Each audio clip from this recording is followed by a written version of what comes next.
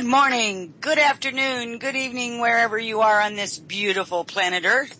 This is your host, Rebecca Jernigan, and you're listening to Journeys with Rebecca right here on wolfspiritradio.com and also being simulcast on Revolution Radio at freedomslips.com Studio B. Welcome to all of you, and of course to all those that are listening and in the chat rooms. And please remember that both stations, Wolf Spirit Radio and Freedom Slips, are totally listener supported, so any donations really make a difference. It does help for all of the wonderful show hosts and their guests to continue to provide the very best and latest information, and of course, it's not mainstream. Don't forget to go to my website, that's journeyswithrebecca.com, and check out the archives, upcoming guests, topics, classes, workshops, and all the other nifty things that are there, as well as setting up an appointment for your session. There's always the free newsletter for you to sign up for, and you're going to find that on the left sidebar of each page that you visit at journeyswithrebecca.com. I have a really cool guest tonight. His name is Barry Strohm. Spirits Speak of Conspiracies and Mysteries. A little bit about Barry first before we get into the actual topic matter.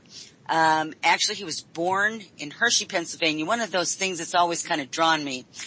He's been married for 51 years to his wife, Connie. He graduated from Lehigh University with a business management degree. He obtained a civil engineering license, but he's the current owner of Golden Lane Antique Gallery in Pennsylvania. It's one of the most haunted structures in the country. What started as a casual interest in paranormal photography became an obsession as Barry was led along the path of learning about the afterlife and the presence of aliens among us.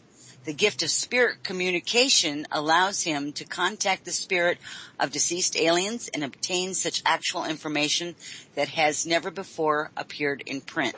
He is assisted in all of his sessions by his lovely wife, Connie. Now, he uses the gift of spirit communication to consult with his guides on the actual souls of the individuals that lived the conspiracies and tell what really occurred. In his book, Spirits Speak of Conspiracies and Mysteries, President Jack Kennedy tells what really happened at his assassination in Dallas, including the individual responsible for the conspiracy, the shooters, and what really happened.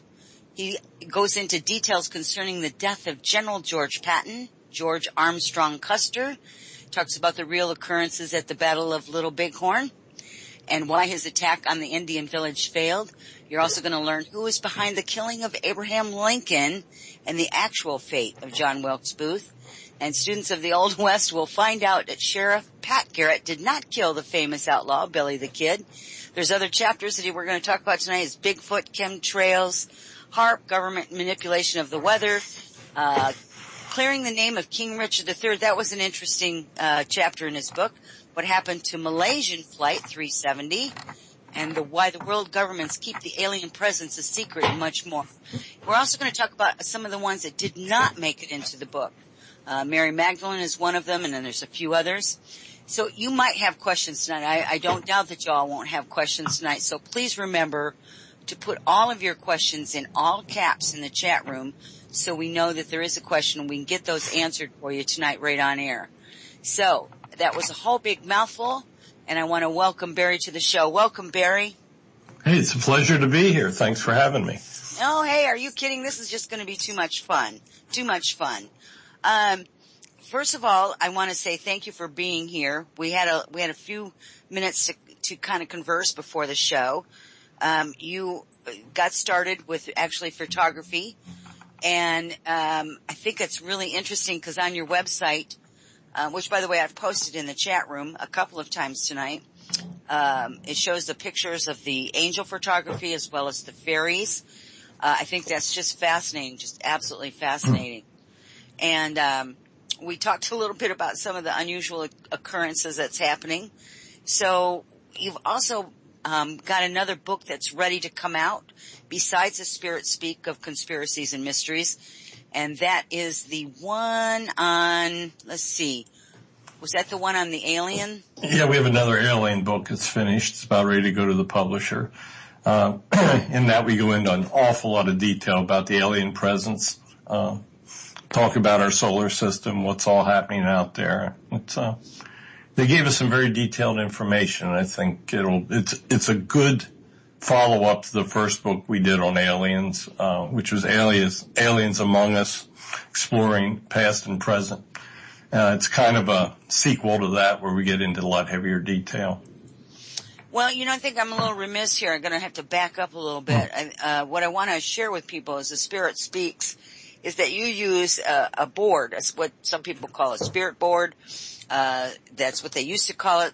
Some people refer to it as an Ouija board, but you actually had yours specifically designed. And I might want to tell you, Barry, that back in the 80s, I had one commissioned to be made for me that was its own very special spirit board. I used to teach classes on the spirit board and how to actually communicate to make sure that you're communicating with the right thing, how to put that inner information out there and that energy, and what to do if something that doesn't belong comes in.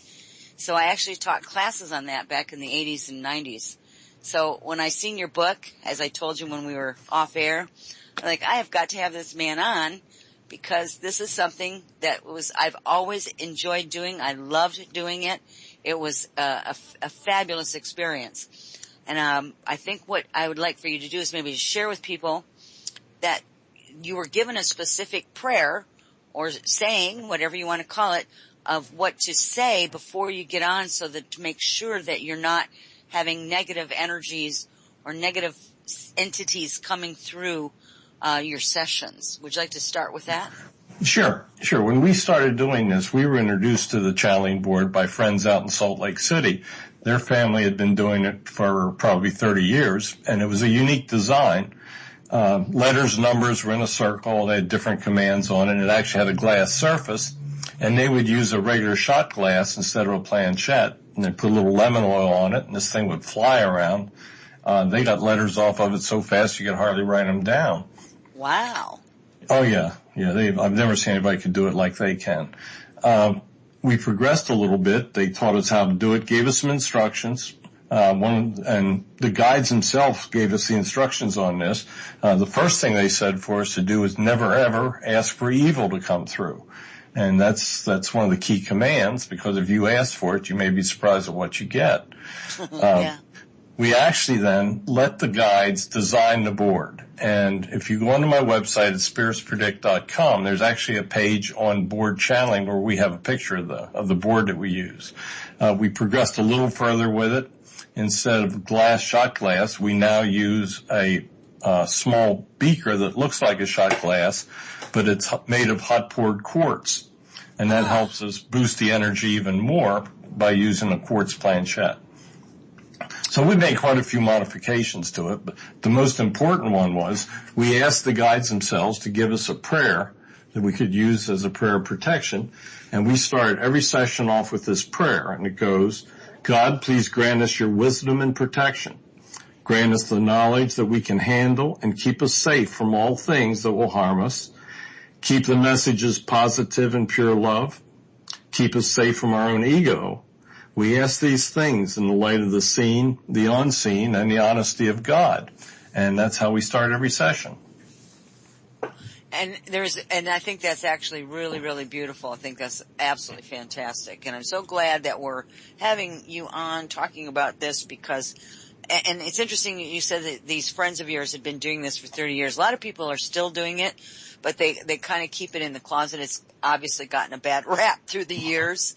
My opinion, of course, I think it's just got a terrible rap.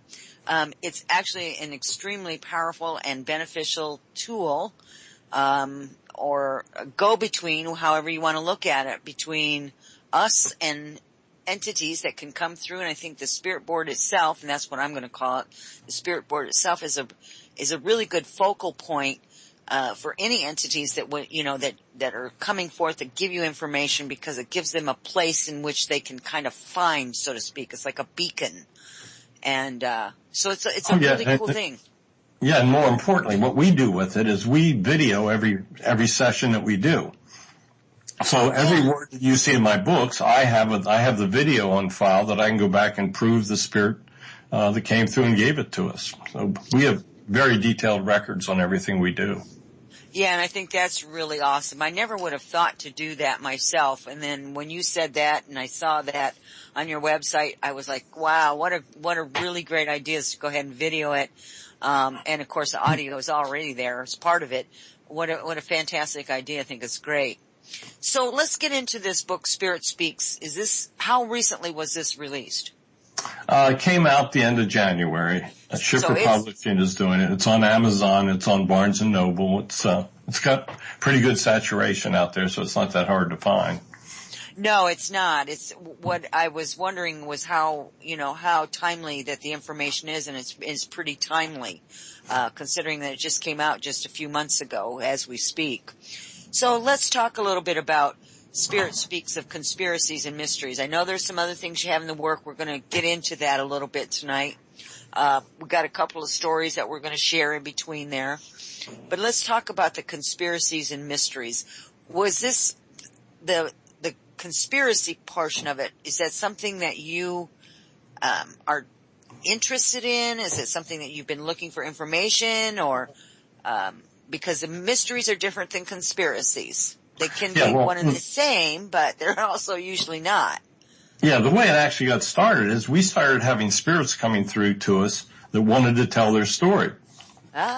King Richard III, for instance, appeared to us, and we brought him in, and once we started, he had this whole story to tell, and we started talking to some other famous people that hinted at conspiracies. For instance, we did a couple sessions with Ulysses Grant, and he hinted at what went on with the Lincoln assassination.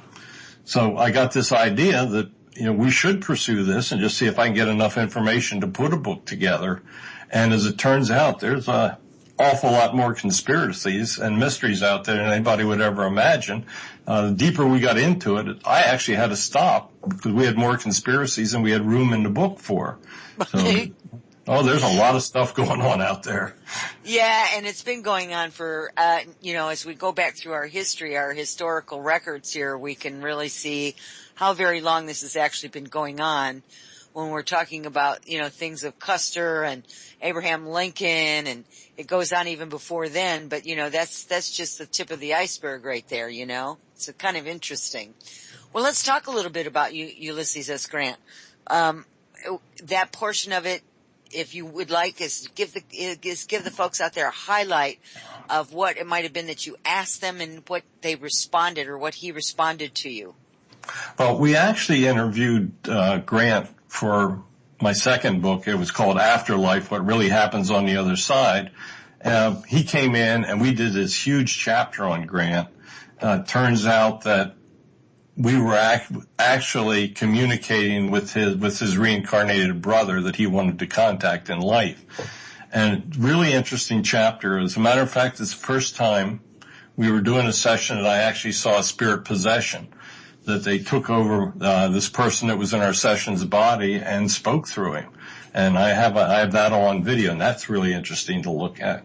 But I don't know if you've ever seen a true possession, but it is something to see. I have several times, but only twice. But it's different, isn't it? Oh my God! I thought he was having a stroke the first time we did it. Yeah, we almost called an ambulance. But it's something to see when it really happens, and it was real. Well, we did this chapter, and in the process of the interview, Grant started giving us some hints about the assassination of Lincoln, that he really knew who was behind it. He didn't want to talk about it, and we finally got him to spill the beans a little bit, and got just enough information that I decided we were going to do a whole chapter on this assassination. When I started the chapter, I thought the whole issue was going to be who was behind the assassination of Lincoln, and who hired John Wilkes Booth and all the ordinary stuff.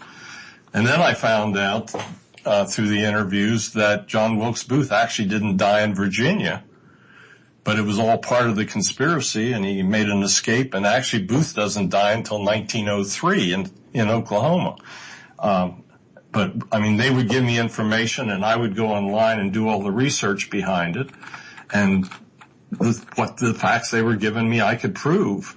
And we wound up and wrote this big chapter about it. And it's the Lincoln assassination is one of the better chapters in the book. But there are some I mean, there were quite a few chapters that once we got into it, it was like it wouldn't stop, and the conspiracies just kept getting deeper and deeper, and there's actually some really interesting stuff in there, and we learned some things that are going to lead us into another book in the future.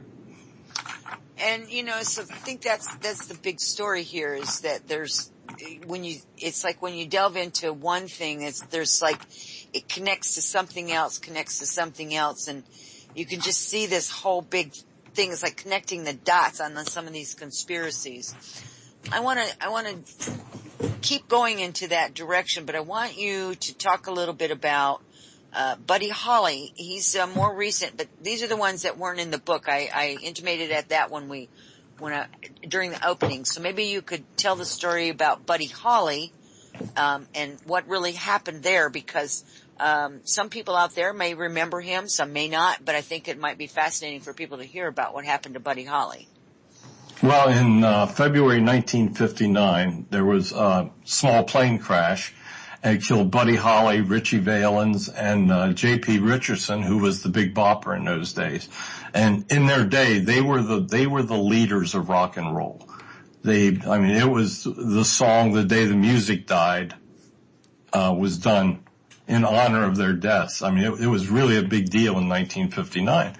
Rock and roll was very new to us all then. Elvis was just coming on, and it was an entirely new music style, and these guys were the leaders of it, and all of a sudden they were gone right as music became very popular. We actually channeled with Holly a couple times, and we found out that his airplane accident was not an accident. Apparently, some of the powers to be were trying to muscle in on them and make some money out of this new rock and roll thing, and they refused to do it. And as a result, they tampered with the airplane, and what was advertised as an accident really wasn't. He was killed. So, here's part of the history, and I talk a lot about this on my show, on all my shows. We just don't have all the truth. And this is a prime example of something that's more modern day. Here we are with, Buddy Holly, and everyone just accepted it as an accident.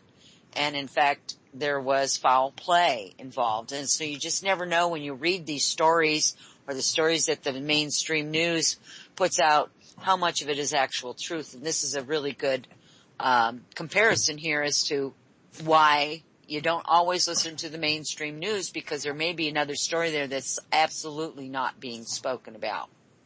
In most cases, you'll find that there's an unwritten story behind it. Yeah, it's sad, isn't it?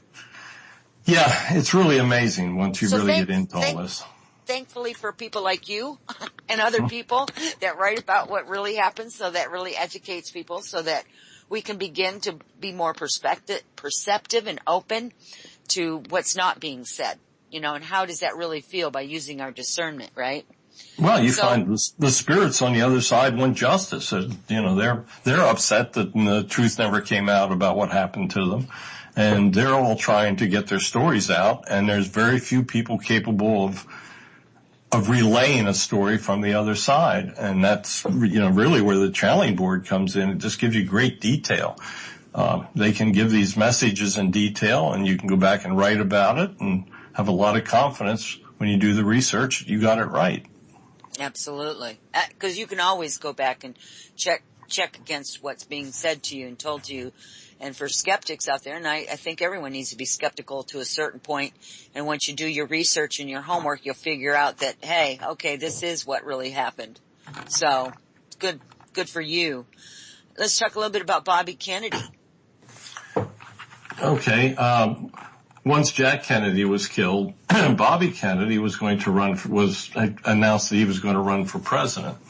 And he was out in California, and after a speech, he was killed by a fellow named Sirhan. And there's a lot of conspiracies written about it. There were people who were involved. Some people say that Sirhan actually didn't fire the shot. But in this particular case, we found out that Sirhan was the actual murderer. The kicker in the story was that he's actually up right now, trying to get a parole. And the story he said from the start was that he had no memory of it, that something happened and he didn't remember the shooting. And in fact, the guides tell us that he was well aware of what was happening, and his entire story for parole is nothing but a lie. Interesting. So there you go. So I think that's really good to know. I mean, it's good to know that some of those things they did get right, some of them they didn't, and it's okay. And some of them they get partially right. Yeah, and then some of them, it's, partial truth though is still only what it is. It's partial truth. It's, if you're going to tell the story, you might as well tell the whole story and not leave out bits and pieces for supposition, right? Correct. So, and I'm talking about mainstream news now. Okay. One of my favorite topics, and we get a lot because, we kind of live in a time where, the feminine aspect of humanity wants itself known, wants itself shown. And Mary Magdalene, and, that whole book of Mary was left out of the Bible that we're currently using. Please tell us what happened with Mary Magdalene. What did you find out when you were conversing with Mary Magdalene? Well, we could almost write a book on this subject alone. We actually channeled with Pope Sylvester I. And Pope Sylvester I was the Catholic Pope when Constantine selected the Gospels in 325 AD, Nicaea. And we actually had the ability to speak to the spirit that was there and present and find out the motives, what was behind picking in the actual Gospels that were in the New Testament. As it turns out, there were a couple hundred Gospels presented, and Constantine overruled everybody else and picked the ones that he felt were best to solidify his own political position.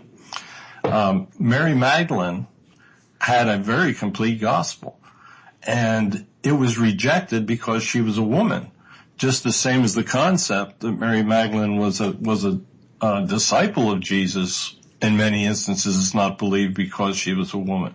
But in fact, some of the Gospels that were not presented point out that Mary was actually the favorite disciple with Jesus, and that they actually had a personal relationship. If you read the Gospel of Peter, which was one of the lost Gospels, he is jealous because of Jesus actually kissing Mary on the lips and is treating her as the preferred one. But Mary's Gospel has been recovered in part, and I think it was the late 1800s that they actually found her Gospel. And you can go online and you get copies and read it. It's about 1/3 complete, and there are some very big gaps into it. But it's Mary Magdalene was an incredibly important person in the Christian faith, and she's given very little credit for it. And in fact, she's even referred to as a prostitute, which was part of the plan to keep her from being well known. She was one of the original smear candidates. So the conspiracies started way before all that began. Isn't that interesting? So let me ask Jesus Christ himself had his own Gospel, and it wasn't permitted in because Jesus taught of reincarnation in his own Gospel.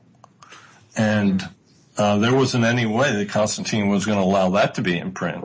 And within 100 years, by 400 AD, if you taught reincarnation, it was punishable by death. I mean, some of the most important Gospels that were presented were actually outlawed within 100 years. So let me ask you this. When you were researching that, and they said there was over 200 presented, did they ever tell you where some of them can be found, the ones that may not have surfaced yet? Or did you even go down that road and explore it? No, we went down that road because I was trying to get them to fill in some of the information that was included. And they said that a lot of the information has been lost, but they would, It's probably potentially going to be another book sometime way in the future where we try to fill in some of the lost information that was destroyed in the lost Gospels. Some of it is recoverable, but most of it is gone. You know, what a beautiful story, you know, a whole presentation that would have made if they had kept it, first of all, in its natural state of being, right? And second thing, if they'd included everything, what a more complete picture and more truthful picture we would have of, you know, the human experience, as well as our history, because, you know, it's a historical volume, let's face it. And it also talks about, you know, different aspects of life, more metaphysical, paranormal, whatever you wish to call it. What a beautiful thing it would have been had that have been put together as one whole thing instead of the way that it was put together. Oh yeah, they tell us that in the Gospel of Jesus, he even had references to alien beings in it. Jesus was familiar with alien beings. It was just disregarded because that was, after Constantine selected the Gospels, he gave himself a special title that we, sometimes protector of God or something like that. I can't remember the exact term of it. But the whole selection of that book, of the New Testament was just simply to solidify its political position. And the Gospels themselves were then taught in Latin, so the average person had no way of understanding what they were speaking. For 1,000 years, the Gospels were translated in languages that the average person could not speak. And, you know, in those translations, some of the original information gets either left out or it gets changed enough to where it changes the context of what was being presented. Such a shame. Oh, absolutely. Yeah. Now, the writers of the Gospels would fill in information. They would be working and there would be a gap. So whoever was trying to fill in that Gospel would put in what they perceived that the author meant in that. So, you know, even the Gospels as presented have been filled in by humans other than the original writers. Yeah, understood. Interesting. Wow, you know, how often were you having these sessions? Connie and I do this a couple times a week. Since we started working on all these books, right now I'm working on 3 different books at the same time, so we got a lot of questions to ask. If, you know, we'll be sitting there, and if there's nothing on television, we'll get the old board out and ask the guides to come through and ask questions for an hour. It certainly beats watching television. Yeah, especially some of the stuff that's on TV, right? Oh, yeah. I don't even want to know what they think about that. I can just well imagine.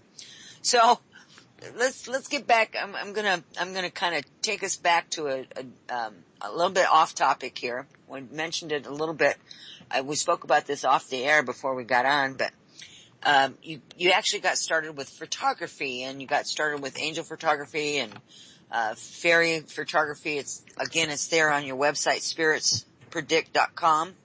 And I remember telling you, remind me to tell you the story about the mirror in here and see what you think about that. Something that's happened that has never happened before. And you then went on to tell me a little snippet of a story about a mirror. So I'd like for you to go first and tell your story about the mirror. Okay. I was a big non-believer, even though I owned a store. My employees here would tell me that we had ghosts in the building, and I'd say, yeah, sure. So once I got to spend more time here, I started to realize that something was going on. So I invited this professional group to come in and do an investigation.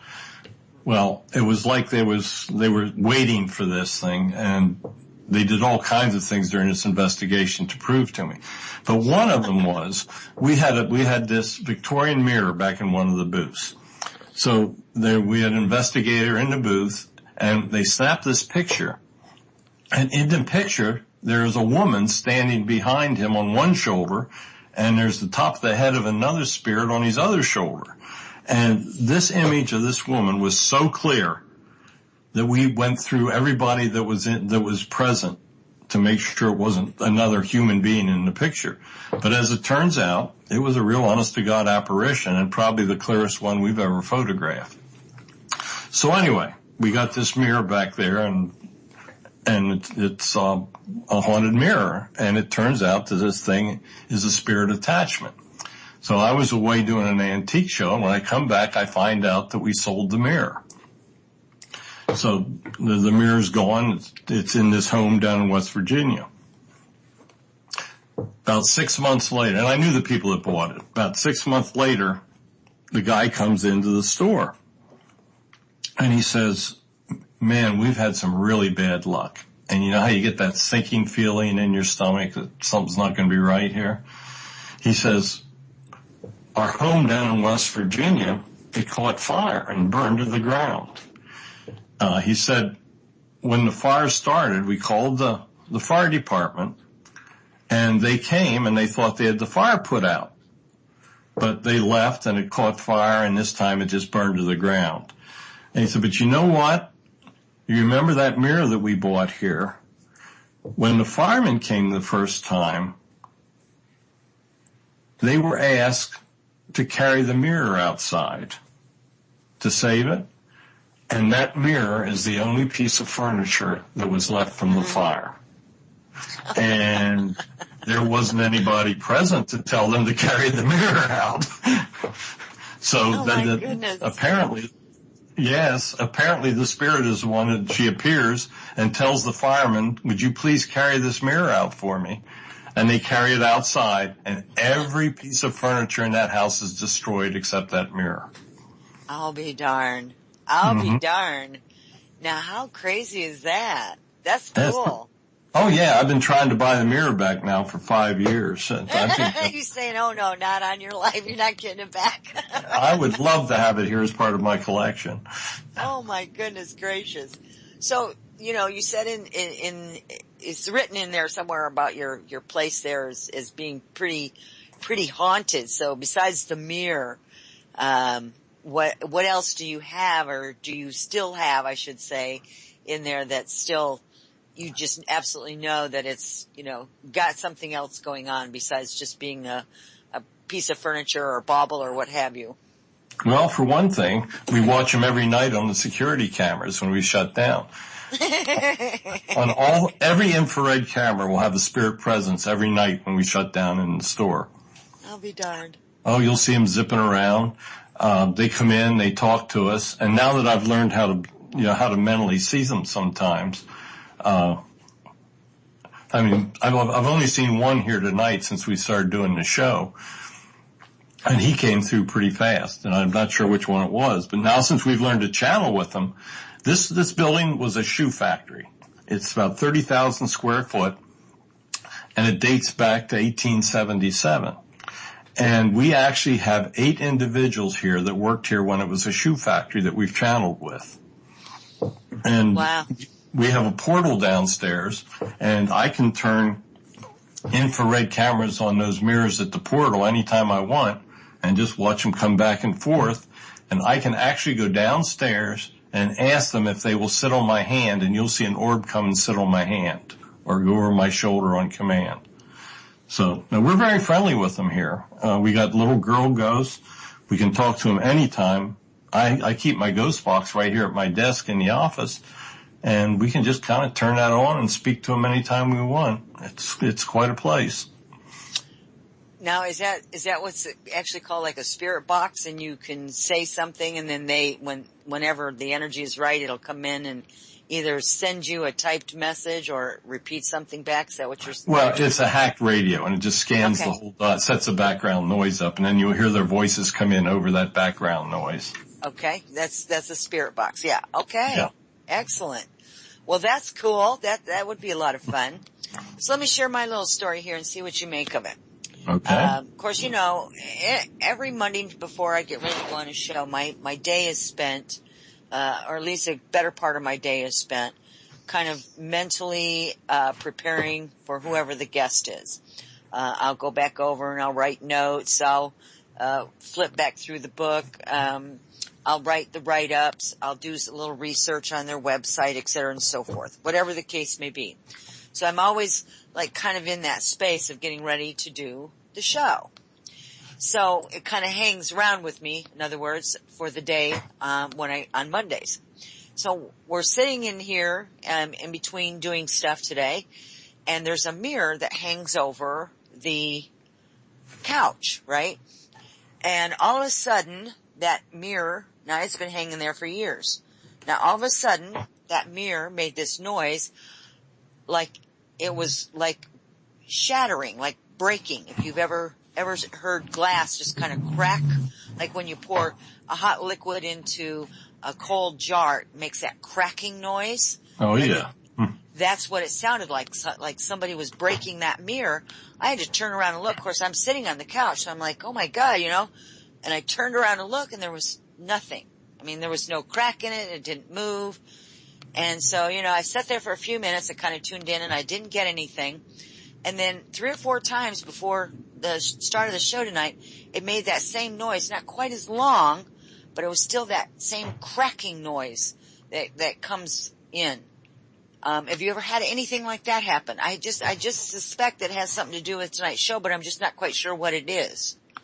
No, they wanted you to tell your mirror story. Oh. I tell you exactly what they wanted. I did exactly. I'm on command. Uh-huh.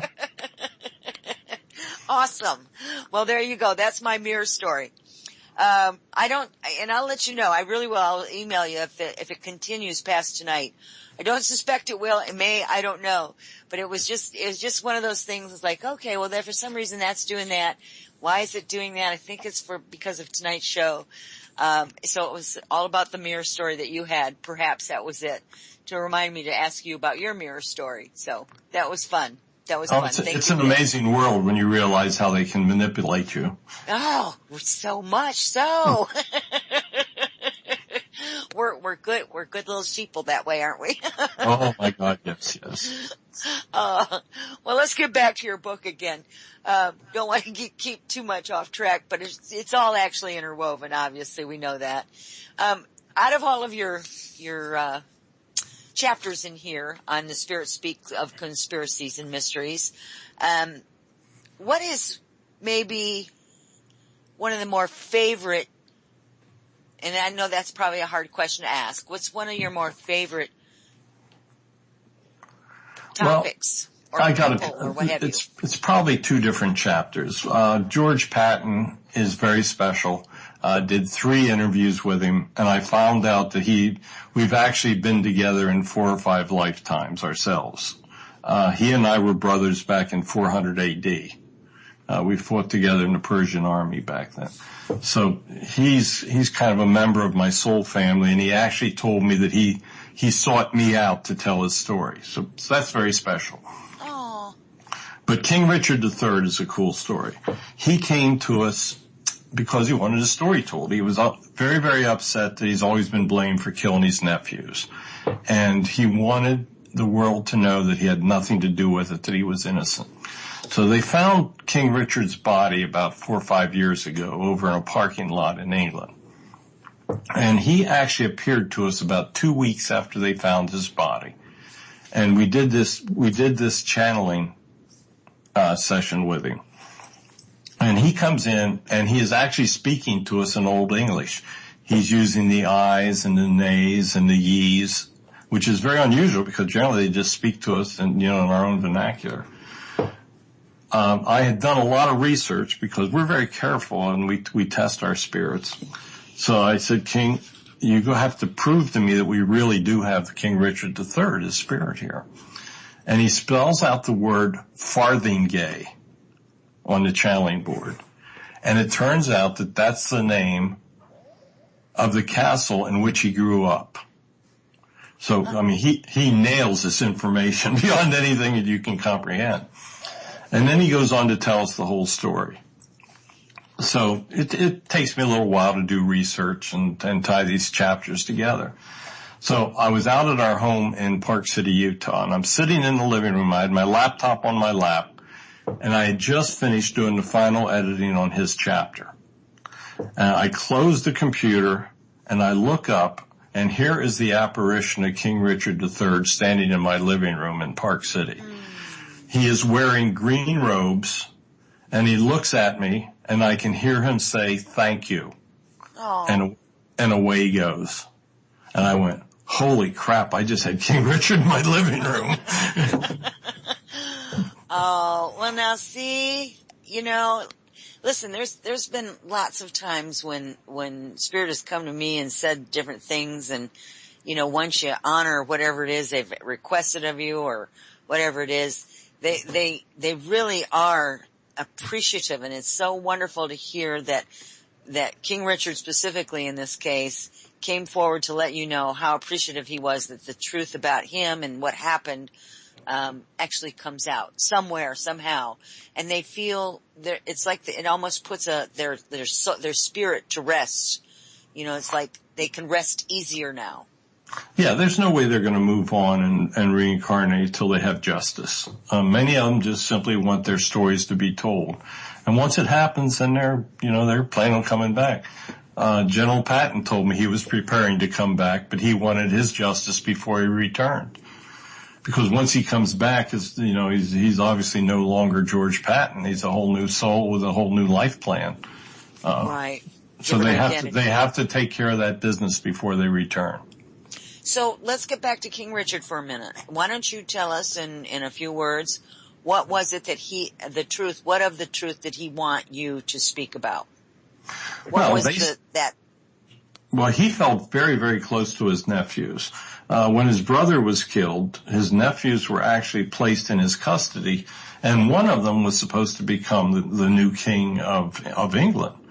And he was named their protector, and they were sent to the Tower of London for safekeeping. And all of a sudden, they just basically disappear. And as it turns out, two of his best friends had killed him and were plotting to overthrow the king himself. Neville and Buckingham were his friends. And Neville was actually family, and they were the ones that had the nephews assassinated, and then eventually were successful in overthrowing King Richard. When he had the battle and all his men turned on him, he was very, very obviously upset, and he goes across the field by himself and gets killed in battle.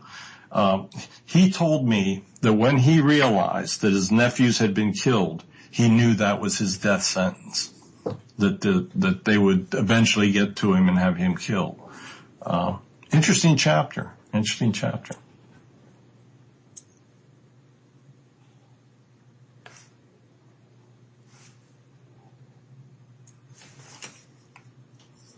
Rebecca, are you muted?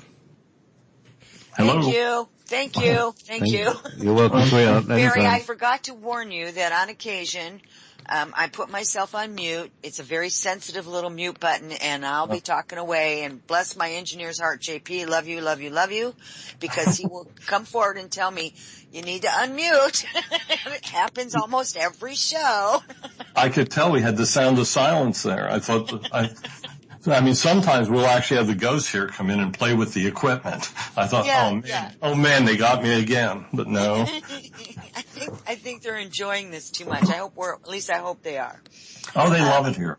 Good. Well, I want to read this epigraph in the beginning of your book, because this says a lot. Conspiracy theorists of the world, believers in the hidden hands of the Rothschilds and the Masons and the Illuminati. We skeptics owe you an apology. You were right. The players may be a little different, but your basic premise is correct. The world is a rigged game. Yep. I opened that up and I read that and I went, whoa, all right, this ought to be really good.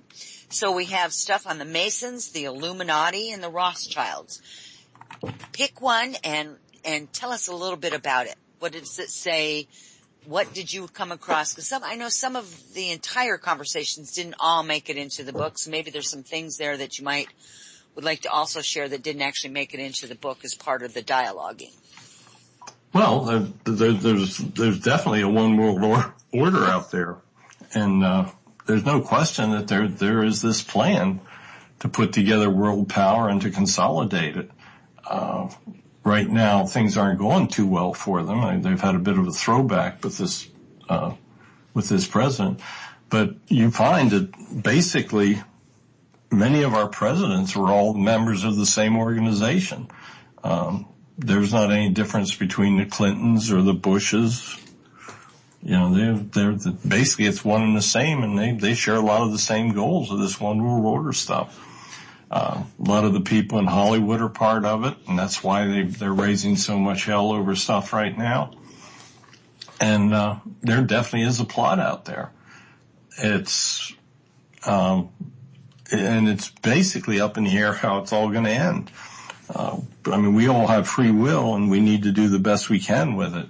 But there are some very bad forces and some very powerful forces out there, and a lot of times you wonder what you can do about it. So I'm going to comment on what you said about Hollywood and how they're making, a loud noise. And I would like really people to think about what you just said, because nowhere else, in no other presidential campaign or even after a president-elect has happened, has so many Hollywood stars and people like that come out to voice their opinion, one way or the other. Mostly the other, right? Mm-hmm. The negative side of it all. And that should be an indication to people that there's something not right about that, because why all of a sudden would they decide that they're going to voice, their displeasure or whatever the case may be against the president? And you nailed it right there. And then so I think people really need to kind of really absorb that and really think about what the far-reaching results are with that. Because we do know, at least I know, that that's all of Hollywood, most of Hollywood, not every one of them, but most of Hollywood is controlled by the money people, and they can make or break a star, a musician, anybody that's in the limelight, even in sports figures, right? That's what they can do. So you either follow suit, you're part of it so that you have this fame and glory and money or whatever it is that you wanted. And if you want to continue it, then you're going to continue with what they want you to believe in. Yeah, we get a lot of predictions that we put out on my newsletter. You can sign up for it on the website. It's all free. But what the guides, one of the messages they just gave to us a couple months ago was that the pursuit of hatred will be your demise. And hatred is very bad. We spend a lot of time trying to bring positive information, positive vibrations, and good news to people. And it seems like it's just, there's a lot of competition for the other side right now. Moo told us one time, Moo is my alien buddy. And his soul, he has the same soul that we have, and he goes to the same heaven we do, and that's why I can channel with him. Ah, okay. And what he said was, the one thing God wants is just simply for us to learn to play nice. And if you think about that, it's not a bad, simple message, If everybody plays nice, things will get a lot better. Yeah. And I have to agree. that there is a lot of people that expend that energy into the negative, the hatred, the just stuff coming out of their mouth. It's just and the only way to negate that is to make sure that you have as much positive stuff coming out of your own mouth and surround yourself with people like that, and trying to keep your own self elevated so that you are overpowering that negativity and that hate. The only way to get rid of the hate is to love those that hate. Yeah, negativity. It's hard to do. Negativity turns into dark energy. And they got a special little place over there for everybody with a lot of dark energy. And it's not a real pleasant level on the other side. There's 7 of them over the 7 levels, and the lowest one is reserved for the haters. And you are what you project. And it's hard sometimes. Everybody feels tons of negativity personally, but you've just got to fight your way through it and try to be positive. And exactly. If you portray a positive attitude, then the people around you will pick it up. If you portray negativity, then the people around you will be negative. And I would much rather be positive than negative. That's just kind of like the way it is. Yeah, and it's much better to be positive because you actually feel better when you're positive than you do when you're negative, right? You actually physically feel better, mentally, emotionally, all of that. Oh, negativity brings down your immune system and everything else. It's just, it's so totally defeating. And I mean, with all the crap going on in our world today, it's hard to be positive. But I almost never talk about politics on the radio because of the negativities involved with it. Yeah. It's just, politics is not an argument you're going to win. No, it doesn't matter how you look at it or how you present it. It's a no-win thing, and I agree with you. Politics is, I don't talk too much about it either, except for in generalizations, basically. No, I mean, it's, and I'll tell you something else that's very surprising.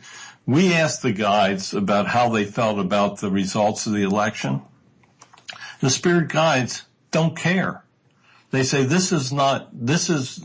politics is humans. It's your doing. We're not really concerned with it because in the long run, after generations and lifetimes, whoever's elected doesn't really mean that much. I mean, in the short term, and we do all die in the short term, obviously, but I'm utterly amazed at how they have such little regard for our political systems and how little they think about it. Interesting. Yeah.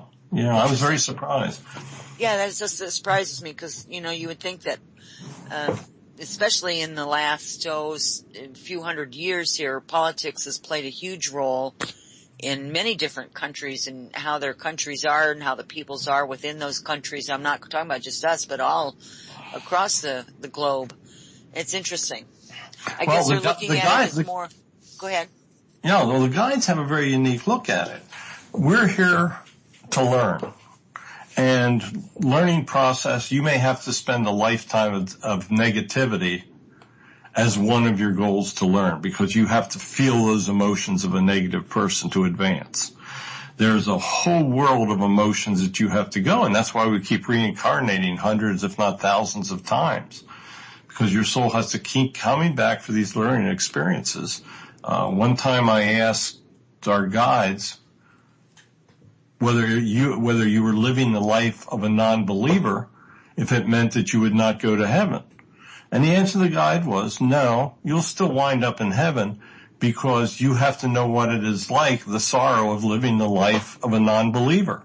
It's part of your soul experience that you have to learn. And there's only one way you can learn it. Well, that's fascinating. Yeah, it's incredibly fascinating. That's fascinating. I've not ever heard that. So that's pretty cool information. So we've only got a few more minutes left before we reach the top of the hour here, Barry. And what I'd like to do is if you got just like a minute or two here, to explain a little bit maybe about the Illuminati, the Masons. We talked about them a little bit. Whatever little pieces of information that may tie in with these Rothschilds. This is again from your epigraph, and then we're going to move on to some different things when we come back off break. Well, the Rothschilds and the Illuminati are very real. They're very real organizations, and they have motives, and they are trying to be the dominant world order. Most of the famous people that you know of are actually members of the organization. As I say, there's little difference between the Bushes and the Clintons.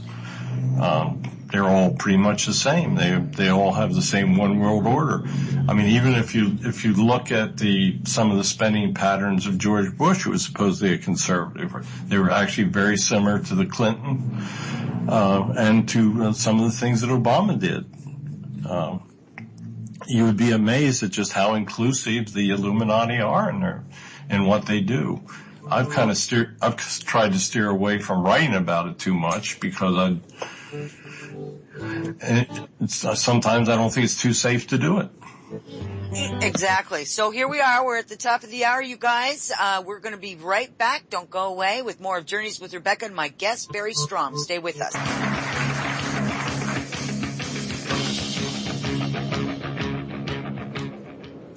Welcome back. This is Journeys with Rebecca. I'm your host, Rebecca Jernigan. We're here with Barry Strohm, Spirits Speak of Conspiracies and Mysteries. Welcome back, everyone. And Barry, welcome. I'm still here. All right. I'm going to start out first of all with a question. We have a question, and then I've got a line of questions that I want to go in with you. The question is, when you speak with people in spirit, do you find that their knowledge is usually limited to their own experiences, or do they usually have access to a larger field of information? They have access to a larger field of information if they so choose. George Patton spoke a little bit of the future, and he's actually planning his reincarnation around future events. So they can look forward, they can look back. Fascinating. See, that's really cool to hear, like, somebody that we all know of. We don't know them personally, but we know of, and how they can look to the future depending on how things turn out will depend on what they can do. So it's like they have, free will choice. That's a very cool thing. That's interesting. I think that was a great answer to that question. Then the next thing I want to get in with you, Barry, here is, because in your book you obviously talk a lot about the people that I spoke about at the very beginning of the show. But let's talk a little bit about that events and other things that are not necessarily associated with a historical figurehead. Let's talk about what you call either the Devil's Vortexes or the Bermuda Triangle, and including, I should say, the Bermuda Triangle. Talk a little bit about that, if you will. All right. I don't know if you're familiar with energy ley lines, but there are lines of energy around the Earth. The ancients were aware of them, the aliens were aware of them, and where these lines intersect, there are areas of natural phenomena and natural energies that take place. There's one, the Bermuda Triangle is probably the most famous. There's another one they call the Alaska Triangle. And there's another one that's over in Japan. And there are a lot of mysterious things take place. I originally thought some of the things, some of the events were actually alien oriented, but most of them are just naturally occurrences. You can have naturally occurring wormholes that people can get involved in, and they move them through time. And some of the great disappearances of our time have actually been natural occurrences. There are many, many stories about the Bermuda Triangle, and an awful lot of them are true. In the book, we go through and we talk about a few of them. Some ship disappearances. After World War II, there was a flight of torpedo bombers that disappeared, and were never heard of again. 5 experienced W-2 pilots flew offshore, and all of a sudden they were just simply gone. And apparently they flew into this natural wormhole type of event, and it moved them forward in time. And by the time they realized that, they were out to the ocean, and they actually ran out of gas and crashed beyond the distance of where anybody ever thought they would be. One of the best examples of time travel that's ever taken place happened down in the Bermuda Triangle in 1970. There was a pilot by the name of Bruce Gernon, and he was flying from Andros, and he was attempting to get to West Palm Beach, Florida. And he was flying a Beechcraft with a top speed of about 200 miles per hour. When he started to cross Bimini, he was on the radar, and he had this weird storm in front of him, and he sees this hole in the storm. And he flies into this hole, and he finds that he's in this bizarre white fog. And he's in it for like 30 seconds to a minute. And when he comes out of it, he finds that he's actually over Miami Beach. And the mileage that he had traveled in that short period of time, that Beechcraft would have had to fly over 2,000 miles per hour. And it was a plane capable of 200. He was on the radar when he went into the storm, and he was on the radar when he came out of it. So it's one of the best records of time travel that it was very real, and it was because he flew into a naturally occurring wormhole. I asked Moo if it was alien related, and he said no, it was just a natural phenomena that occurs in these high energy zones. So I found that story, by the way, was really, it was quite mesmerizing. It brought me into a couple of other things that, I wanted to talk to you about. We know that the Bermuda Triangle, that there's been a lot of, historically speaking, there's been more that's been talked about in the Bermuda Triangle than, say, the Alaska or the Japan one, at least to my knowledge. And there's been a lot of, missing craft, missing people, a lot of different instances in there. In your book, it states that some of these people are again, it's like a natural occurring wormhole, which, by the way, I was shown that in an experience about wormholes and vortexes, and we'll get into the vortex here thing in just a minute, that they just pop up, and it has to have right information, it has to have right circumstances before one of those will just naturally occur. Everything has to line up. We would call them an anomaly, which in fact that they're just part of nature. They are part of nature. Some of them obviously are also produced by other means, but we're keeping it straight here today with just the actual energetic ones that are created naturally. But in this wormholes or whatever they are, whatever is occurring over there in Bermuda Triangle, there's so many of them that never came back, that they just never came back. And there was different places that they all went. Some went to the future, but if you will, tell people what other information that you got about what happens to these people once they go through a wormhole in the Bermuda Triangle and they don't come back here and in their time space. Well, sometimes they're transported into other dimensions. There's a lot of things go on. There's so many multiple, excuse me. There's so many multiple dimensions around us. We have aliens and we have spirits in these multiple dimensions. And sometimes when they get into these natural occurring vortexes or wormholes, it shoots them into another dimension, and all of a sudden they find out that it's kind of like standing room only over there. And they can actually be taken care of in those other dimensions. They never come back into our dimension, so they just simply disappear. But there's an incredible amount of unknown stuff going on out there. So do the spirits speak? Because here's, being, somebody that's very empathetic towards, other humans, things that happen with them, these ones that are taken to other dimensions and they know that they're not coming back to their own time zone, how are they, I guess, feeling, or how do they acclimate to this? I'm assuming that if they're taken to another dimension, that it's, because it's a natural occurring event. It's not a programmed event. In other words, what happens with those that receive them on the other side? Are they treated well? Are they treated fairly? Do they acclimate? Are there any information on the survivors? Sometimes when you get into these subjects, they get very evasive, giving you direct information. Sure.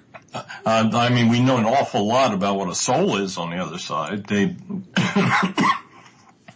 love it over there. They're happy. They all tell us that it's far better than they anticipated. And many souls make a choice not to come back. You got your free will on the other side, just like you do over here. And if you don't want to reincarnate, there's nobody going to make you do it. The only purpose of reincarnation is for your soul to advance once you get back over. But if you're happy with your level, you can stay there. For instance, when we talked to Ulysses Grant, he was preparing to reincarnate, but his wife Julia was never coming back again. She'd had enough of it, and she was very happy with where she was. Once you move into a soul state, and sometimes some of these interdimensional moves, the body is gone and your soul energy is what's doing it. And it's not that much different than having passed. It's just the way your soul gets to the other side. So we have another question that came in. Let me see if we can get this. Are you familiar with a term called the Mandela effect? No. Okay. I've heard the term, but I haven't done any research on it. So here's a question that I would love for you to kind of explore, and then at some point, let us know if you get an answer to this. It says, has the question been posted of the deceased or other spirits what they think of the Mandela effect, that there seems to be multiple timelines in and of the same space, like they're overlapping?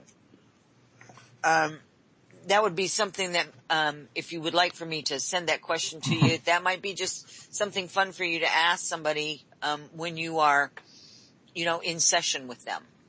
Yeah, I can ask it. I'll do some research on it and ask some questions about the Mandela effect. It's just not something I've looked into. Okay. And, if you'd like a little bit more information, I did a couple of shows on that, with some other people that we were just having kind of a round table with, quite a few different people on the Mandela effect, and we were exploring it in some depth. Still not understanding exactly what it is. So if you'd like some additional information, I'd be happy to share that with you, Barry, at any time. Yeah, that'd be fine. Just let me know what you want. Okay, cool. It's fun. Okay, so here's, and I just love this portion of your book. Bigfoot. Let's talk about Bigfoot. Okay, we can do that. I thought it was just this big fairy tale. So one night I just kind of threw it in as an afterthought to the guide we had. I said, "Does Bigfoot exist?" And he comes back and he says, "Would you believe me if I said yes?" I went, "Yeah, you say that, I'll believe you." So I wound up going back doing some research, and Bigfoot does exist apparently. They're a multi-dimensional creature, meaning that they live in an unseen dimension as well as a seen dimension, and they have the ability to pass between these two dimensions. That's why people see them on this side. They're afraid of humans, so as soon as they see a human, they pass to the other side, and they drag the bodies to the other side. One of these days, one of them will not make it back over, and you will find out that they're very real. They tell us that there's actually very many of them out there, and they're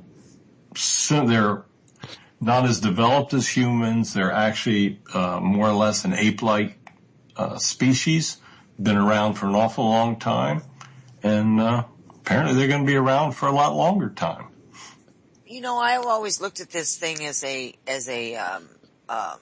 the Bigfoot, and there's 100 names that they have for them depending on what part of the world that you're in.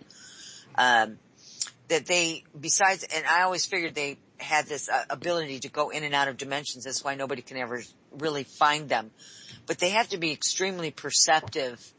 Their perception skills have to be pretty high up because there's so many of them that you'll only glance, they only capture like a split second of it, and you're not sure if you actually seen it because they already sensed your presence and they've already stepped back through at will, as you say, to their other dimensional side.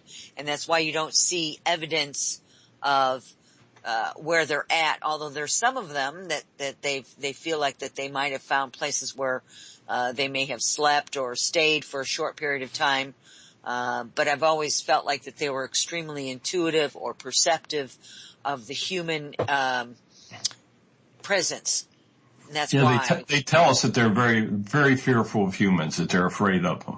And that's why when they spot a human, they immediately try to do the dimensional change thing. And I don't think they're not here to actually harm us, because I think, it's like all these other things. If they were meant to harm us, they would have done it eons ago, right? So. Exactly. Yeah. Same thing with, when we talk about extraterrestrials and that kind of thing. We'll get into that one here in just a little bit. Let's talk about, you talked about Mu, as your alien guide, the one that you communicate with. So let's talk a little bit about what Mu has told you in regards to why the governments keep them a secret, or try to keep them a secret. They really can't keep them a secret because we know that they're here. I've always said they walked among us. And, but let's hear from what Mu has told you about it. Okay. the main thing that Mu has told us is that the extraterrestrials have the same soul and soul energy that we have, and in fact, they worship the same gods that we worship on the other side, and when they're in body form. The soul, be it human or alien, is an energy that's been around forever. So one thing you want to think about is the humans have only been on Earth for about 200,000 years. So where do you think that soul energy was before the advent of the human race? Well, the answer is it's been on other planets. And Mu tells us that Earth has been visited since the time of the dinosaurs. We've had an alien presence here. They come and they go. And they actually attempted to seed the human race on 5 different occurrences. And some failed. And this last one apparently is going to work out if everybody doesn't kill everybody else. He refers to the human race as a very young culture. He says that we're actually fairly violent, but not as violent as some of the other young cultures in the galaxies. The presence of beings is much greater than anyone would ever imagine. Mu is a blue alien. He comes from a planet named Robe, and it's on the farthest wing of our Milky Way. He stands about 9.5 feet. He's blue. He has blue skin. He's got big ears, big eyes, and he's a really pretty cool guy. And he's actually told me that in a prior life, I've reincarnated on his planet, and that he was human around 10,000 years ago, and he spent a lifetime on Earth. Mu lives approximately 950 of our years. So he tells us that the humans have got one of the shortest lifespans in the universe. Reason is, I think that we can screw up enough in 70 or 80 years that we don't need to be around for, 800 or so. Just stop and think what we could do in 800 years. Yeah, scary stuff.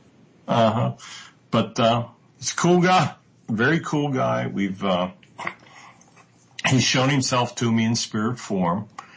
I've seen him as a blue flash of light, and it actually has posed for me, and I have pictures of him, 2 different blue streaks of light that he's posed. Knows an awful lot of stuff, acts as a minor guide when he's on the other side, travels around. Now, we haven't had him with us now for probably about 6 months, because apparently he's off on another mission helping somebody else. We had him for about 1.5 to 2 years, and he gave us a ton of information, and he's been replaced with other alien spirits, other guides that know what's going on out there. And we've actually had other guides help us finish this last book off. About 3/4 of this new book is from information Mu gave us, but we got a lot of information from other guides, and the stuff that the other guides tell us correlates to things that Mu says. So when he tells us something, I will generally go back with another guide and ask the same question and make sure that the answers are the same before I start to put it in book form. So I try my best to get proper information. So in all of these questioning, with all these, extraterrestrial guides, the question remains about like the Ice Age, Atlantis, the Lemuria, Mu rather. Have you discussed any of that with any of these guides, any of those topics that I just threw out there at you? Yeah, I have a segment in this new book on Atlantis. Okay. Atlantis was real. The civilization grew to about 1 million people. They had a special kind of crystal energy, and they had a mishap that wiped out their civilization, much like an atomic explosion. It was a landmass in the general vicinity of Bermuda. A gigantic earthquake came and has lowered it under the water. but there are still structures, and someday they say that they will discover it. That's good to know, because that kind of correlates with some of the information that I've gotten as well about Atlantis and where it resided and all of that. And I know that there was a lot of people, the Edgar Cayce Foundation, I had a couple of people on from there, and they talked about a excursion that they were taking off the coast of Bimini, that they think that they found some streets or roads or something. They believe it was part of Atlantis. And there's a lot of different people that have also went into that general vicinity. But as you well know, the Bermuda Triangle itself is kind of prohibitive of people kind of going in there and maybe coming back out in the same timeline. So, there's a little bit of issues there with discovering all that's there, but I think it's interesting. So I can't wait until the next book gets out. So let's move along to some other things. And if anybody has any questions, please remember to put them in all caps. And we'll try to get those answered for you tonight, because this is the time to ask them. Let's talk about HAARP. Okay. One of those topics that, I've had a couple people on my show, over the past years that we've broached the topic of HAARP, and there doesn't seem to be any real substantial information, because it's such a highly secretive organization, shall we say. We'll call it that, company, whatever you want to say about it. What do they talk to you about in regards to the HAARP? Well, actually, there is a lot of information on HAARP. If you go into my book, in this segment, you'll see I have copies of the patents that apply to the HAARP facility. You can go in and pull these things up and actually read the patents online, where they tell you exactly what it's for. And it's for heating the upper atmosphere so that they can create these wind currents. I actually have it pretty darn well documented in my book. The project was initiated in 1993, and it was a facility up in Alaska. And what they do is they have these high-frequency waves that penetrate the upper atmosphere into the ionosphere. And they can actually create currents in the ionosphere, and they have the ability to turn weather into a weapon of war if they want to do it. Right now, they closed the facility in Alaska, but apparently they've rebuilt 3 new ones in the lower 48. But you can go in, the chapter that I have on HAARP is pretty darn explicit. They tell us that they've rebuilt these facilities in Nevada, Arkansas, and West Virginia. But the patent rights are very clear. You can go in and read exactly what it does. So, okay, so like they're heating the upper atmosphere. They have the ability to change the jet stream, which in turn changes the weather, right? Correct. So let's set that aside for just a minute, and let's get into the whole idea behind chemtrails. Because there's a lot of heated debate. I actually started seeing chemtrails in the early 80s, and I didn't know what it was. Matter of fact, I pointed it out, and nobody seemed to know what it was. They said, well, it has to be a new kind of jet. It's a new kind of jet with a chemtrail. I'm like, I don't know, that just doesn't seem right. And it wasn't, I only saw it once, right? In the late 80s, something like that. I don't know if it was a pilot test thing or what it was, but now you can't go outside without seeing, chemtrails everywhere. So let's talk a little bit about the chemtrails and what they've told you about it. Okay. The first time I brought up chemtrails to the guide, I asked him to describe it, and what he said was germ warfare. What they do is they dump this crap into the atmosphere, and they seed the atmosphere. It originally started out as weather control, and weather control dates back to the 1950s. What they would do is seed the clouds, and they can actually create storms. I have a very good segment in the book, and it actually tells you where in Saudi Arabia they perfected it to the point that they can create thunderstorms in the desert. But basically what's happening now is the concept of chemtrails has been taken over by the pharmaceutical companies. A lot of what they're doing is they're dumping chemicals in the air. They want to make us sick, pollute the air, bring down your resistance. As a matter of fact, I've had a cold for a month now and I'm still coughing from it. And the corollary of that is if they can bring down your immune systems and then they can create a government single-payer health care plan and you're sick, they got total control of you if they control your health care and if they can create sickness among the masses of the people. So it's all tied together, and chemtrails are very real, and I don't think they're going to go away in the near future.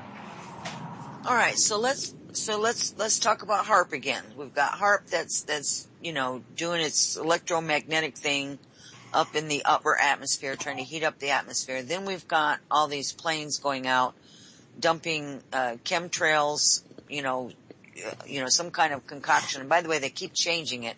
You can tell by the way that the chemtrails, when they start dissipating, some of them look almost like spider webs. Some of them look like dripping paint. They're putting all kinds of weird stuff into it. They're getting way more, bold, I guess. They're being like the mad chemist. Let's put this in here and see what concoction this does. So you got the HAARP and then you got the chemtrails, the chemtrails. And so those two things don't necessarily like each other. They don't necessarily hate each other. But you have those two things that are going on, and there's got to be some issues, with the HAARP and what it's doing as well as what the chemtrails are doing. I think it's just the most craziest thing that I've ever seen, and I'm very disappointed that the guides aren't telling you that there's some way to stop this chemtrail thing, because if there was, I'm sure there would be people out there that would stop it if they could. Absolutely stop this chemtrail thing and the HAARP thing. I read, and I really believe this is true. I read an article that stated that if you were born after 1970, you may have never seen a natural weather pattern. And that's really where we've become. I mean, there's so much going up in our atmosphere now, between HAARP and between the chemtrail thing. The weather manipulation is just phenomenal. Well, this whole HAARP thing, I remember the first time I heard about it. I was pretty young when I heard about the HAARP thing. And I remember feeling an overwhelming sense of doom, so to speak, right? I was like, there's something. Yeah. It's like, something's not right with this. Something's not right with this. This is just not right. And then there would be times after that I would look up into the sky and I'd go, I don't know, it's just something feels wrong here. And now I'm speaking of the chemtrails. You don't have words at the time when you're looking at it. This was before it became well known or even known to most people. But you just know something's not right. It doesn't feel right. It feels all wrong. It feels almost like an artificial environment, right? Yeah. To me, that's what it feels like. It's like this whole environment is artificial. And how do we break the artificial stuff and get into what it really looks like? Because with all these weather patterns, that was one thing that, and I don't know if you talked to any of your guides about the 9/11 thing, but there was a couple of pictures that were taken. Somebody was watching Google Earth or something.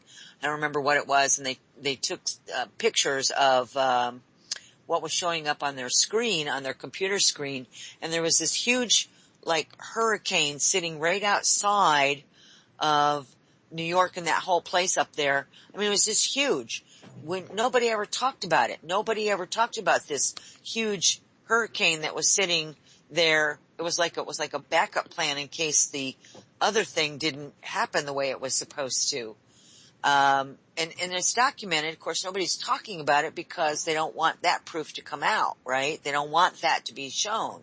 So there's a lot of hidden stuff there, but that's an extreme example of some of the, I guess you'd call them weather wars.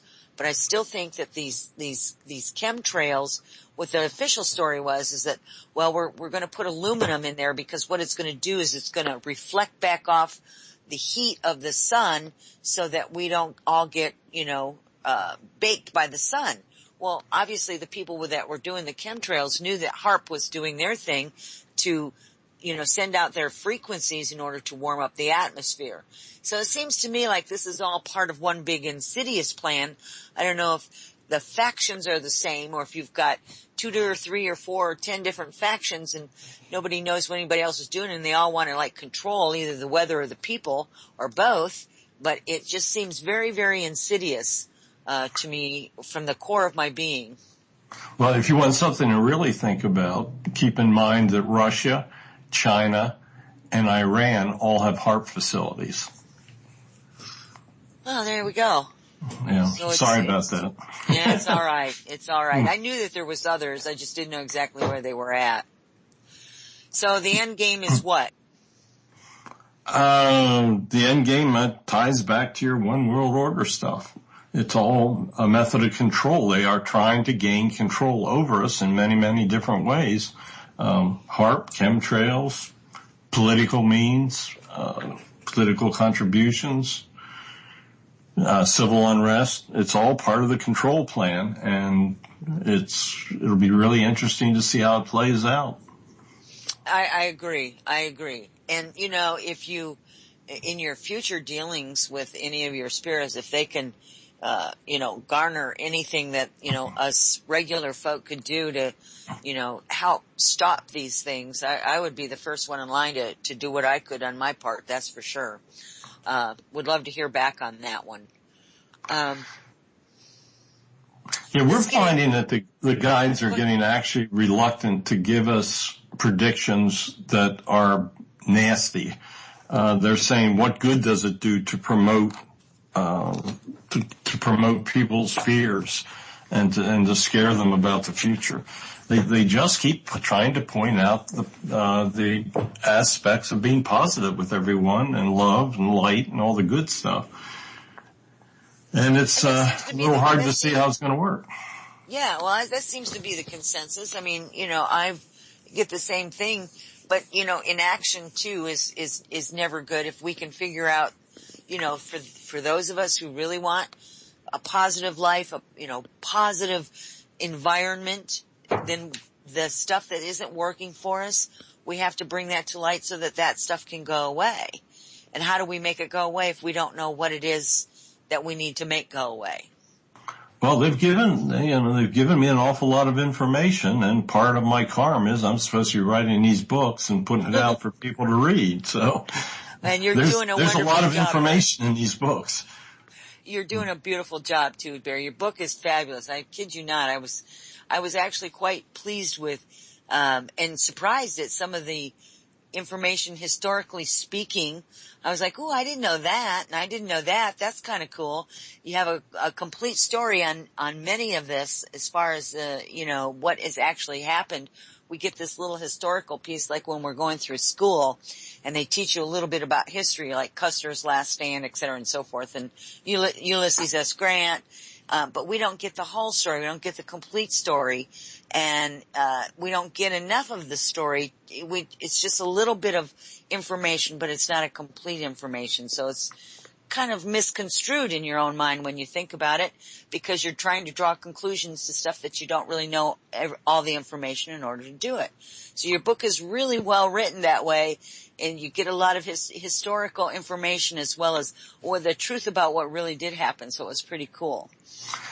Yeah, well, keep in mind that all part of the one world order thing is a dumbing down of the people, and then a lot of that is not teaching history. If you don't understand the historical aspects of what's happened in the past, you can't understand how what current events are going to influence the future. So it's all part of the big plan. Well, I have a different plan. I know you do. So we'll just stick with our plan. I like my plan better. I like my plan better, which is education and getting people aware of things and telling them the truth as much as we know what the truth is, right? And we try. That's right, Barry.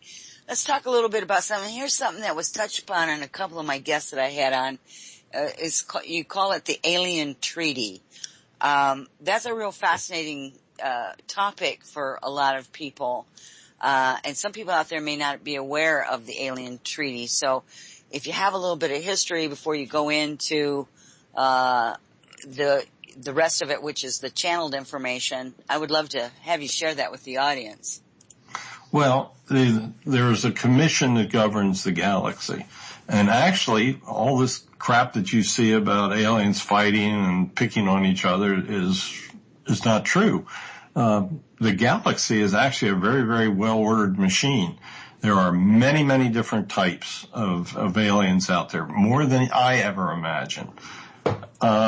In the new book, I was gathering information, and I was writing about space vehicles. Who told me there were over 200 types of space vehicles, that they range in size from the size of a baseball to a ship the size of the United States. And I thought, man, that's one big freaking ship, you know. And, Yeah. Apparently they got this thing parked behind Saturn and they use it for their supply ships. But I went on and I asked him, I said, Moo, how many different alien types are present on that ship the size of the United States? And he says there were over 250 alien types on that vehicle. Mm-hmm. And the vehicle is under the control of the commission, and they regulate visitation to Earth. I reckon it a lot to us going to the zoo to watch the animals.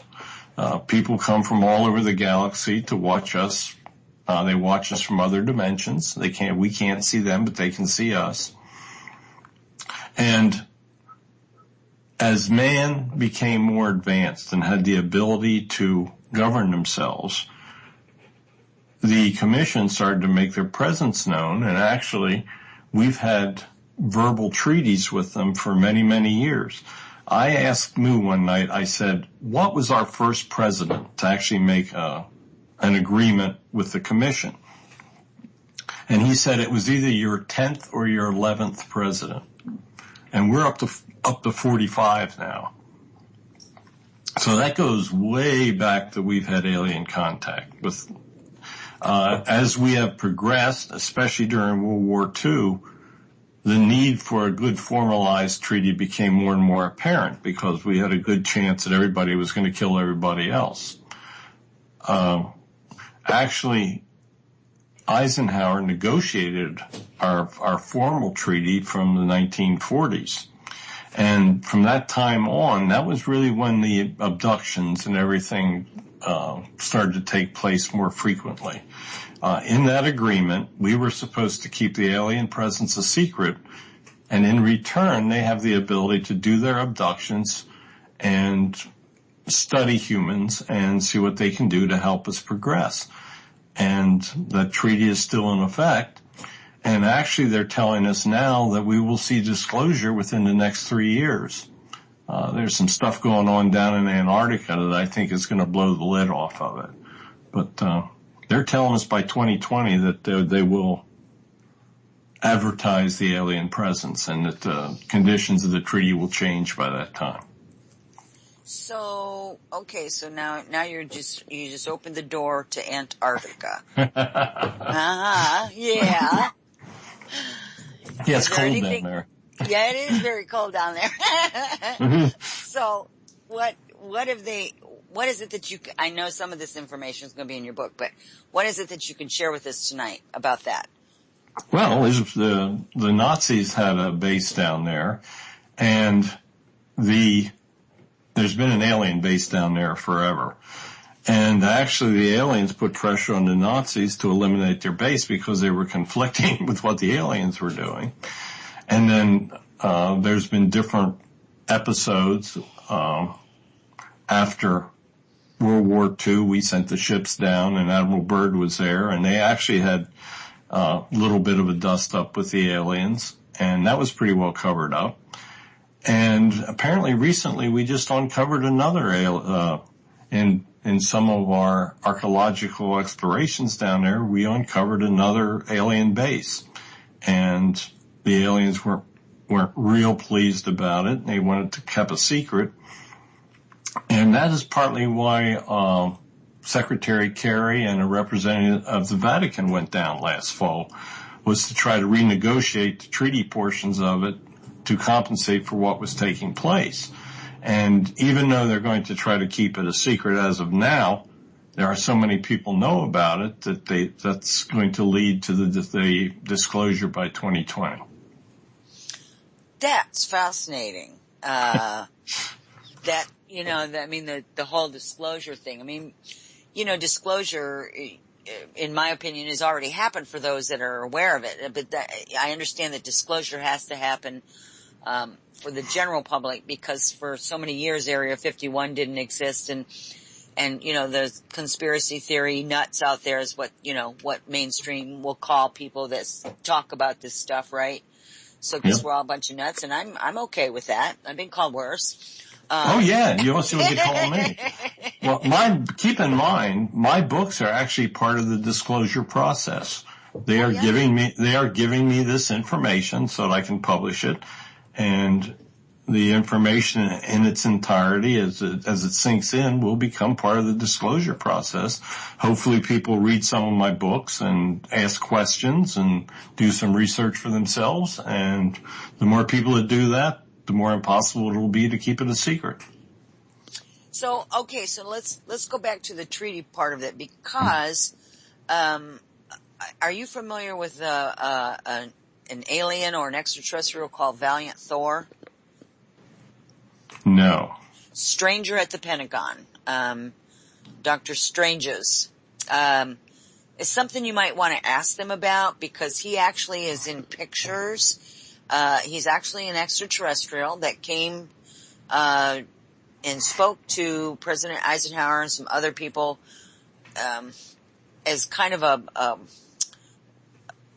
liaison, I guess as it were.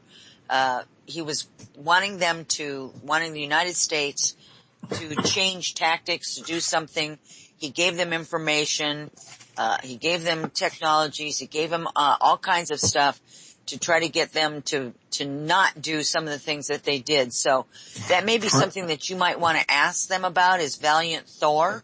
Well, one of the things they didn't want us to do was set off the H-bomb. That almost blew the world up. Yeah. Yeah, we're all lucky to even still be here, I think. Exactly. Seriously, it's a shame to say that, but it's true. But yeah, it would go along with some of the questions that you will be asking, will be part of your other repertoire for your books.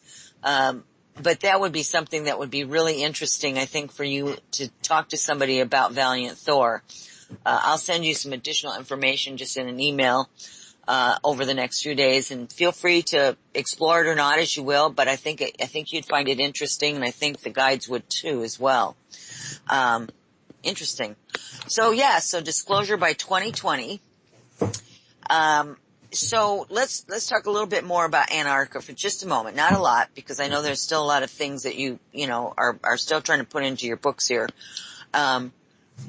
There's a lot of things there that we are still yet to discover, I think is a good word for that. We're still yet to discover. And I think many of these things are going to be very beneficial to mankind. Do you believe in yourself? Do you believe that if disclosure comes by 2020, that it could change the outlook of a lot of people on this planet in a very positive way? Yes, because the stuff that we're told by Moo and all the other guides is that the alien outlook, they want us to evolve to the point that we can travel the stars, and to do that, everybody's got to get along.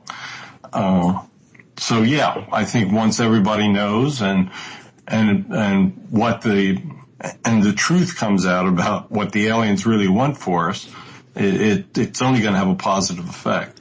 I mean, there's going to be a lot of people who can't handle it, but then they'll just have to get over it, because it is what it is. Well, the naysayers out there, there's a naysayers when you can say, look, I have a hot dog, and you are holding one in your hand, and they'll look right at you and say, no, you're not. Oh, yeah. It doesn't matter if you show them your hot dog or not. They're just going to look at you like, no, that's not a hot dog. I don't know what you're looking at. That's not what that is. Right? Well, I've actually seen a real alien. So, I mean, I can vouch for it. They're there. Up close and personal, you mean? One in physical form? At about 6 foot away from me. Well, I'll tell a quick story. We have a little apartment over here near the store, and it was middle of the night, and we always sleep with a pretty bright night light on. And something woke me up, and I look over and I see this form standing next to Connie by the side of the bed, standing about 7 foot, big form. I sit up and look at him, and he looks at me, and I'm thinking to myself, I gotta be dreaming. Cleared my head, shook it, did the whole thing, and I looked again, and he was really there. And believe it or not, he looks at me and smiles. Okay? And I tell nobody this. The next morning, as soon as this happens, he knocks me back out, and that's the end of it. So, I'm thinking I was probably abducted again, because Connie and I are both abductees. Mm-hmm. So anyway, 2 nights later, we are going to channel with our friends that taught us the board out in Salt Lake City. And we're going to do it on Skype. They have the board in Salt Lake. I'm in Pennsylvania on Skype. They know absolutely nothing about what's taken place, okay? So I ask for Moo's presence. Moo comes in on the board in Salt Lake. And I say, Moo, did I see a real alien last night? The answer comes back in Salt Lake City, yes, and did you see him smile at you? And I went, holy crap. Wow. I really did see one. I wasn't dreaming. Oh, wow. Now that's a cool story. That's cool. I like that. Oh, yeah. Now he verified it. It was on the board 2,000 miles away. And those people knew nothing about what had taken place. And I told nobody, not even Connie, that he smiled at me. Yeah. Wow. That is so nifty. I love that. I love that. That's awesome. So a real quick question, a little bit changing of the topic here. Are any of your spirit entities that you work with saying anything about June 27th? That comes from somebody in the chat room. Apparently that's the 27th is can be something happening. No, they haven't mentioned it. Okay. All right, so that answers that question, but if you get anything on it, if you'll let me know, I'll certainly pass it along. Don't go out of your way, but if you get some information on anything on June 27th, let us know. I'm not seeing anything real calamity-like taking place. I know way too many spirits that are preparing to come back, and I don't think we're figuring on it if there's going to be a world that isn't going to be here, so. Yeah, I kind of get that same feeling. I mean, why would you want to come back if you know you're only going to spend a few minutes and then, it doesn't make a difference, right? I mean, because we're all here to make a difference, hopefully in a positive way. At least that's my opinion of it. And that's why I'm seeing these real specials. A lot of these guys are almost masters that are coming back. I mean, they're really highly advanced souls, and they're coming back to lead us. And they actually tell us that within 150 to 200 years, we will be able to travel the stars. So we'll progress fast enough. So I don't think they're telling me that if we're going to blow up on the 27th of June. Yeah, and it may not be that's what he was asking about, but, I don't know what it's in reference to. But, no, I know. If that date comes up, just let me know and I'll pass it along. But I don't either. I think we're here for a little bit longer than, the next minute or two in the grand scheme of things for sure, Barry. And listen, I've got I'd be really upset if the world blew up after I worked this hard on these stupid books. Yeah, and you didn't even get them all out. We're going to talk about that. We're going to talk about that in a second. I have already got people in the chat room here asking for you to come back on a return show. I kid you not. So I would love to have you back on. Maybe when your next book gets a little closer, or you get close to letting it out, or publishing it, getting it out. It takes about a year for it to go through the whole process at the publisher. Yeah, well, I'd love to have you back on, and if anytime you just want to come on and just chat, I'm sure that these people will, as soon as they see your name, they'll all be lining up with questions because they'll know a little bit more of what to ask you and that kind of a thing. So, we'd love to have you back. Love to come back. I work real cheap, so you know. Oh, yeah, same here. I understand that one. So before we run out of time, Barry, just kind of go over real quickly some of the books, and then we're going to let you go here tonight. Okay, I've got 4 books out right now. The first one I did was Haunting and History of the Battle of Gettysburg. The other one is Afterlife, What Really Happens on the Other Side. Then I have my alien book, my first alien book, which is Aliens Among Us, Exploring Past and Present. And my new book, which is Spirits Speak, of Conspiracies and Mysteries. The next book will probably be another alien book, and I think the one after that will probably be on unsolved crimes. But I'm also writing a book on animal souls and reincarnations, and we're doing an awful lot of channeling with animal souls right now, both present and past. And it's really bizarre being able to talk to your pets, I can tell you that. It is. They're just so different, and that I know there's so many people going to be looking forward to that because we've got a lot of animal lovers out there, lots and lots of animal lovers out there. Well, they need to go on to Spirits Predict, and they look at the page. It says Bodhi is back. Bodhi is our cat. We channeled him 2 years before he came back. He said he would show up as a black kitten in 13 months, and this little black kitten shows up within 1 week of when he says he was coming. And this is our return cat that we lost 8 years ago, has the same characteristics. He is Connie's cat, just the same as he was in the last life. And he talks to us. He told us he didn't like his wet food this week, for instance. We asked him why he wasn't eating. He tells us, we had an alarm on the door that rang every time. He told us, he said, that alarm upsets us. Please take it off. Oh. I mean, it's like a little pain in the ass, and he's right there, you know. You gotta love it, right? Oh yeah, it's incredible being able to talk to your animals and see what they're really saying. Yeah, it is. And some of that stuff you're going, wow, I wish I didn't know what you were saying. I'll tell you, they're strong little souls. They are not far from human. They are incredible.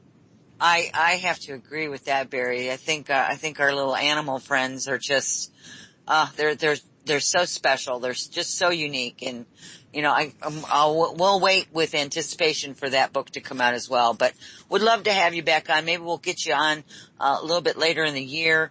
And anytime that you really want to just come on and you have some information you want to share that you may not be putting in books or that the audience would want to hear about, would love to have you on. Of course, I gave you a whole bunch of different things to look at, which was Valiant Thor and the Mandela Effect and some other stuff. And I think that might keep you busy for a minute or two on some of that stuff. If it comes up in any of your conversations, we'd love to have a follow-up show on that as well. So it'd be really fun. And your books are available are they available only at Amazon and Barnes & Noble, or are they available from your website you can get them from my website. If you buy them from the website, I sign them for whatever that's worth. So, you pay a couple pennies more, you get a signature. That's right. But they're all on the website. But there is an awful lot of stuff to read on the website. There are pages of photography, animal reincarnation. There's one page on conversation with cats where I put down the latest conversations we've had with our kittens. So. That's fabulous. SpiritsPredict.com for Barry. And for the rest of you, thank you so much for being here. Until we meet again, wherever your life's journey leads you. Many blessings, everyone, and good night. Good night, Barry. Thank you. Good night. That was fun. Thank you.